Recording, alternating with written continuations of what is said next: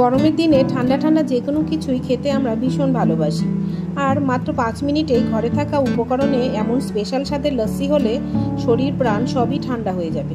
Polish রান্নাঘরে সবাইকে অভিনন্দন। লস্যি বানানোর জন্য আমি এখানে 300 গ্রাম টক দই নিয়েছি। এটা আমি কেনা টক দই ব্যবহার করেছি।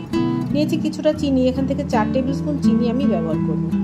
কিছু কাজু বাদাম আর কয়েকটা আমন্ড আমি 7-8 ঘন্টা জলে ভিজিয়ে রেখেছিলাম। এটা জলে ভিজে একদম নরম হয়ে গেছে। দেখুন, হাতের সাহায্যে প্রেস করলে এরকম ভেঙে যাবে। আমন্ডগুলোর খোসাগুলো ছাড়িয়ে নিচ্ছি। লস্যিতে এই বাদামগুলো ব্যবহার করলে এর টেস্টটা অসাধারণ হয়। একটা ব্লেন্ডিং জার নিয়েছি, তাতে আমি প্রথমে বাদামগুলো দিয়ে দিচ্ছি। এরপরে টক দইটা দিয়ে দিলাম। আমি এখানে 2 গ্লাস লস্যি বানাবো।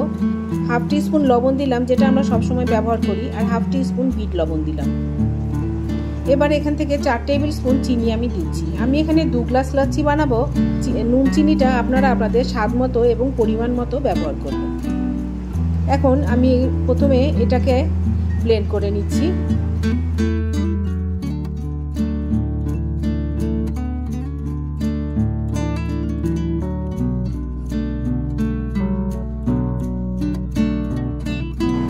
এখন আমি ওপর থেকে খুলে কিছুটা আইস কিউব এর মধ্যে দিয়ে দিচ্ছি। আমি এই লস্যিতে আমি কোনো এক্সট্রা জল ব্যবহার করিনি, শুধু দই আর বরফের টুকরোই আমি ব্যবহার করলাম।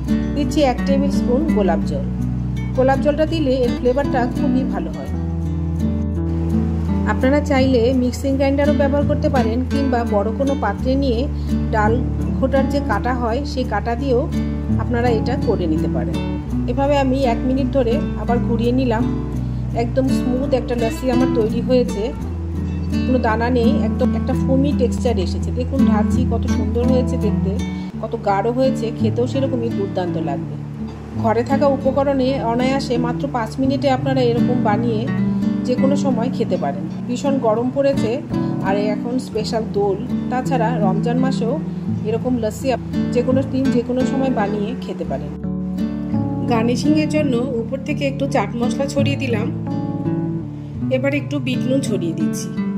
কয়েকটা পেস্তা বাদাম কুচি করে নিয়েছি, সেই পেস্তা কুচিটা উপর থেকে দিয়ে দিলাম। দেখুন, দেখতে কত সুন্দর হয়েছে, খেতেও সেরকমই অসাধারণ হয়েছে। আশা করছি রেসিপিটি আপনাদের ভীষণই ভালো লাগবে।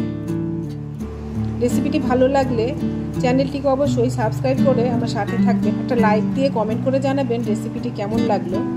আর দেখা হবে পরবর্তী নতুন কোনো রেসিপি নিয়ে। সে পর্যন্ত সবাই খুব ভালো থাকবেন আর সুস্থ থাকবেন। সাথে থাকার জন্য সবাইকে অসংখ্য ধন্যবাদ।